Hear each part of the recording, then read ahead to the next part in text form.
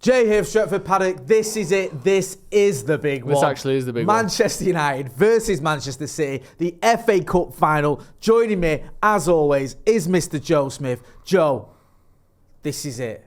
It's all come down to this game. Us against them.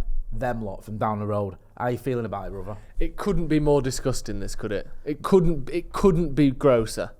Like, not only is it the first ever game against City in a final, not only is it United's chance to have our best season in a decade, definitely, I think it probably already is, but certainly if we win this. Yeah.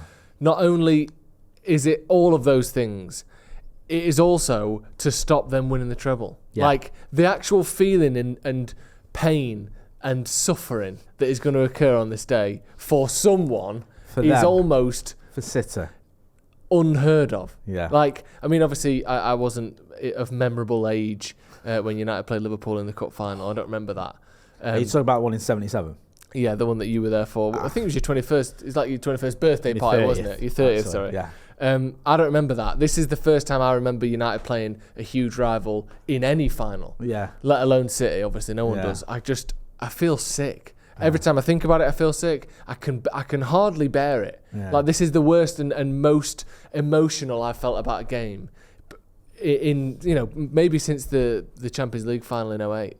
Like, genuinely, I feel horrendous every time I think about this game. This is like one of the biggest games we can have. Yeah. I mean, I remember the 96 final against Liverpool, Yeah. and that is your arch rivals, the two biggest clubs in England.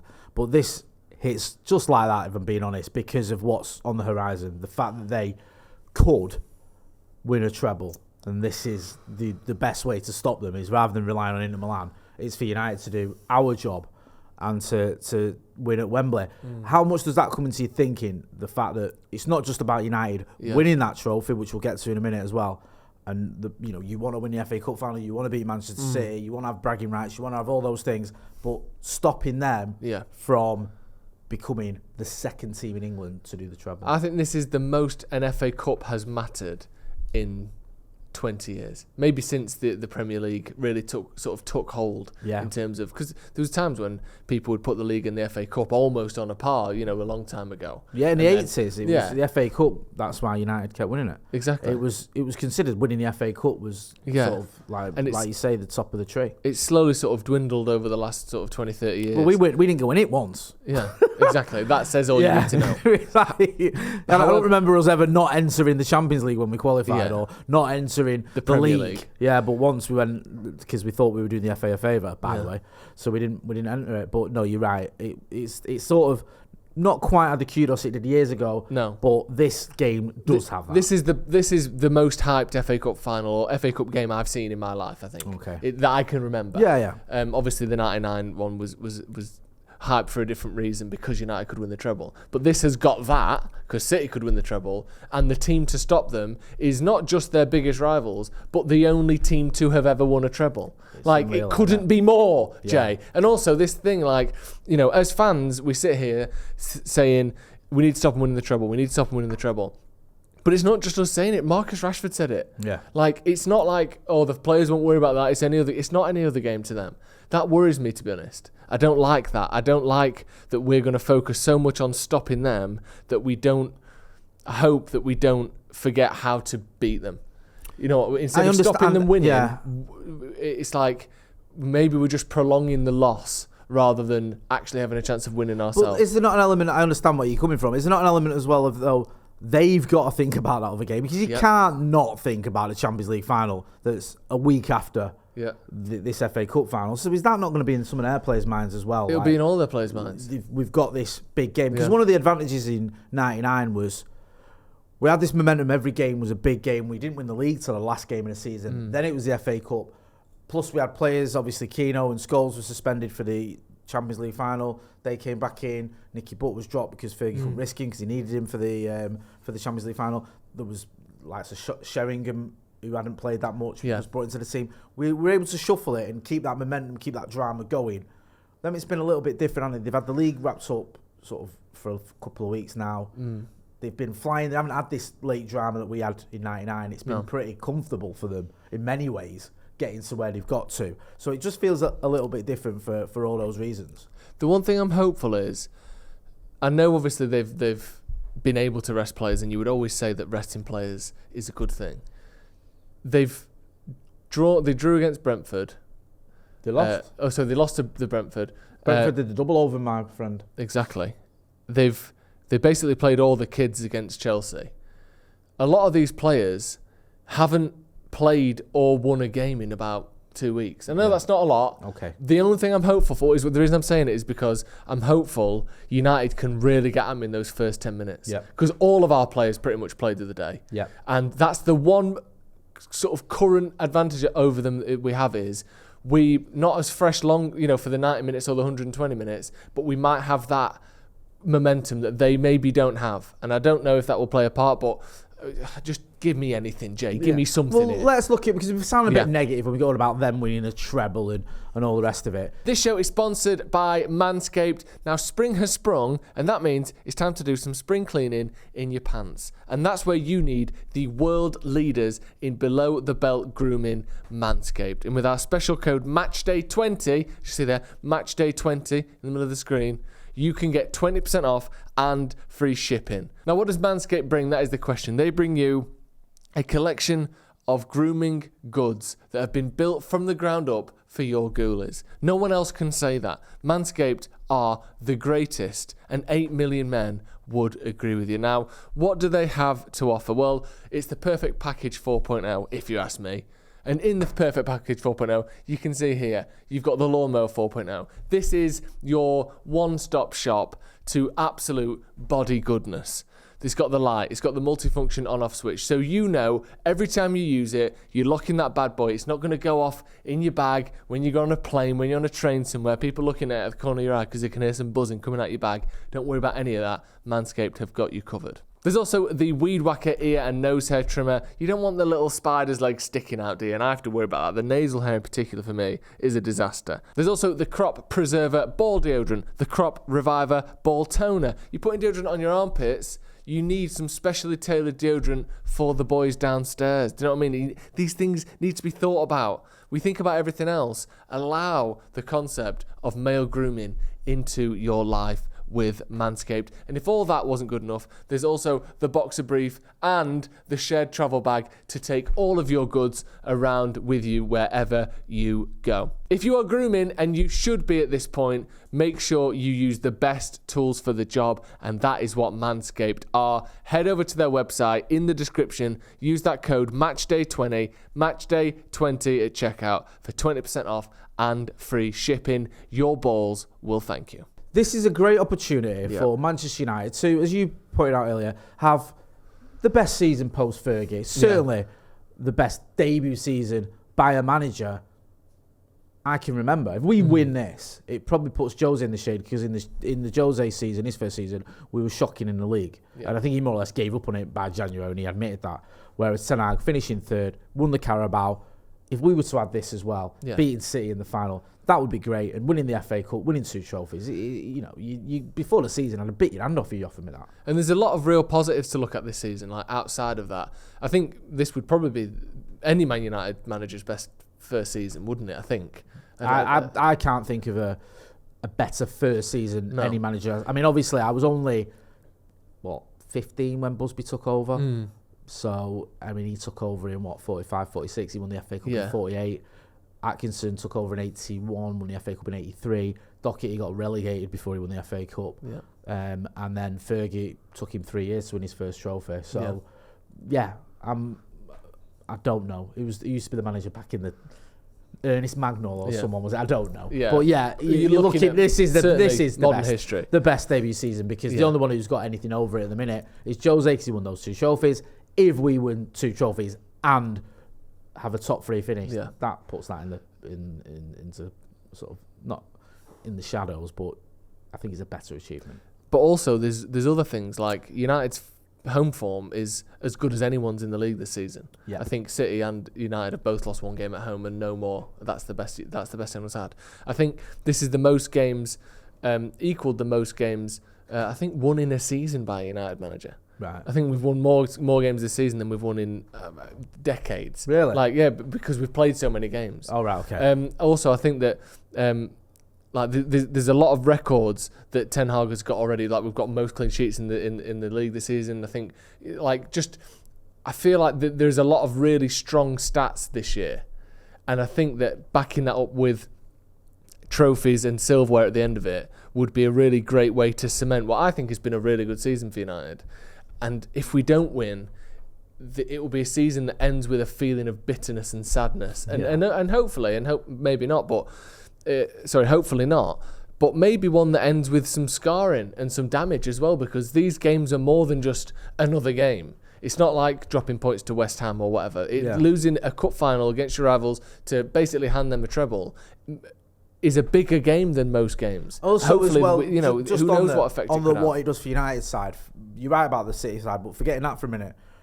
If a new owner comes in and he looks at a manager who's been beaten quite a lot away from home, has won one trophy, finished third, and lost a cup final against City, if he's not really feeling him, he might be like, I'll see how he gets on. I don't know if he's the right guy for me.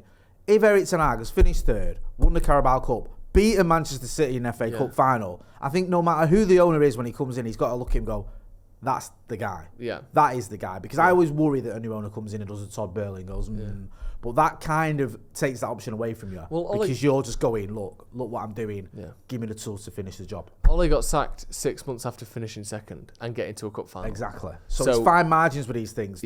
You can almost find an excuse or a reason not to believe in them. I'm not saying we do as fans, we will as fans. We love Erik ten Hag, but a new owner might think differently. Listen, with all that being said, with everything we've considered, I'm all over let's the place, talk about. Come on, you can do this, brother. Let's talk about predicted 11s. Give us your predicted 11. This is the team you think Erik ten Hag's going to pick for arguably the biggest game in his life. Yeah. Go on. David De Gea in goal, goes without saying. Wan-Bissaka, Varane, Lindelof, Shaw. Yeah. I don't think he'll trust Malacia to go sort of head-to-head with Mahrez or De Bruyne or whoever's drifting out on that side. I just think he'll want solidity there. And also the fact that Lindelof is maybe, obviously not first-choice centre-back, I think will be helped by the midfield of Fred, Casemiro and Eriksen. I think those three played against City at Old Trafford, if I'm correct. And really packing out that midfield. You've got the energy and sort of industry of Fred. Yeah. You've got the positional discipline and defensive acumen of of Casemiro, and you've got the sort of on the ball playing out from the back ability of Eriksen. Yeah. Obviously, Bruno has to play, so I'm going to start him on the right. Antony's fitness is in question, but I would have put him there anyway. I think Bruno can play off the right. It's not his best position. We know that, but we need, again, someone who can keep the ball, someone who can create from the right-hand side, and someone who can drop deep and defend. And I think Bruno will do that. I've gone with Weghorst up front. Maybe slightly controversial, but Martial isn't fit. The other option is to play Rashford up front. Yeah. But then we miss something on the left. Yeah. I think Garnacho's best as a sub, and we saw that again against City at Old Trafford. And then I've gone with Rashford on the left-hand side, obviously.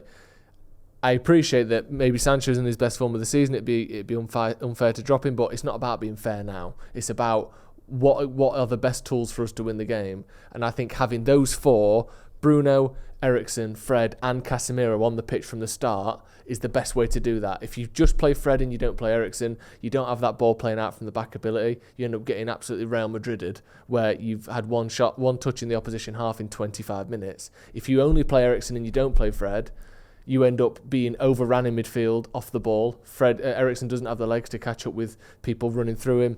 And if you don't play Bruno, you've got no chance of scoring a goal. So I think all four of them have to play for me. Right, okay.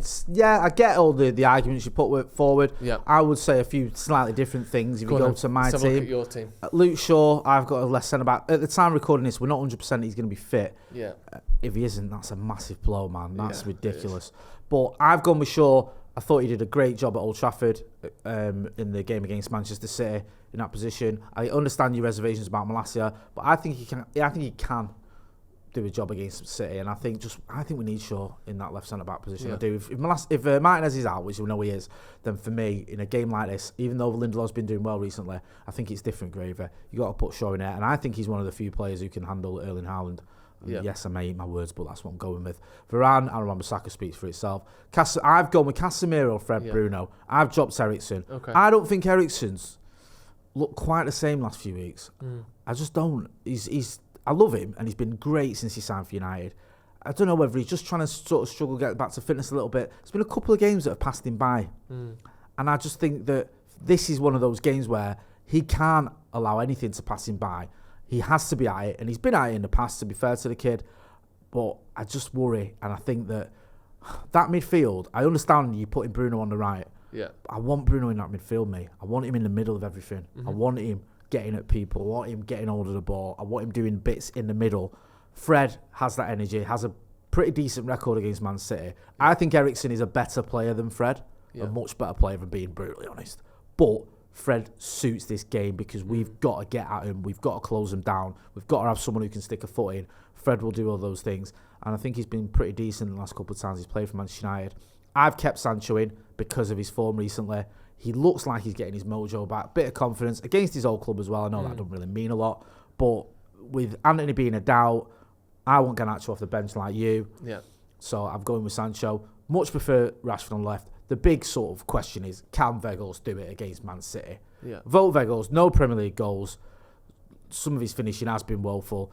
Can you afford to play a player who doesn't really have what it takes in front of goal against the not even the top sides, but against Premier League opposition?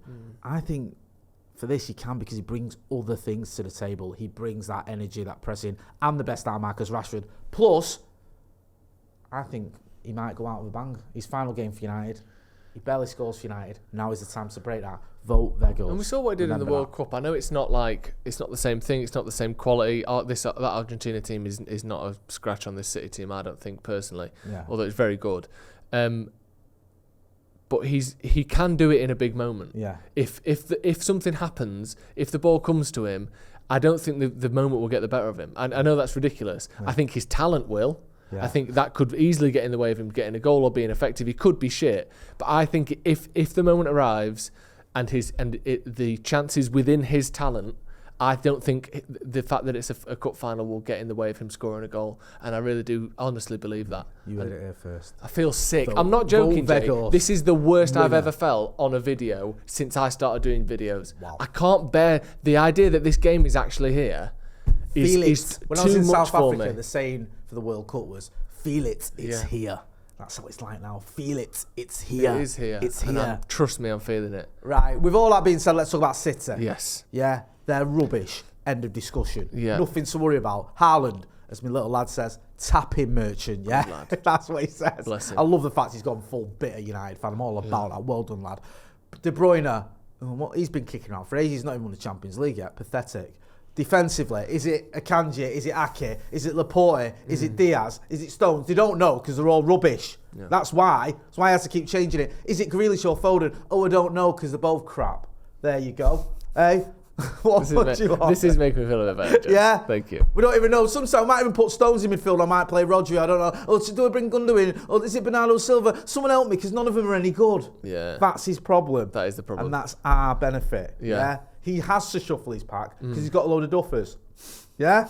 Duffers. Yeah? Thank you. He's chock-a-block with duffers, man. We don't need to talk about them, how they've stumbled the way to a Premier League title and fluked the way into the Champions League final, but they're going to get found out against Manchester United. I know they're on a great run of form. Well, beating Real Madrid 4-0, whatever, really. Beating Bayern Munich, is it that impressive?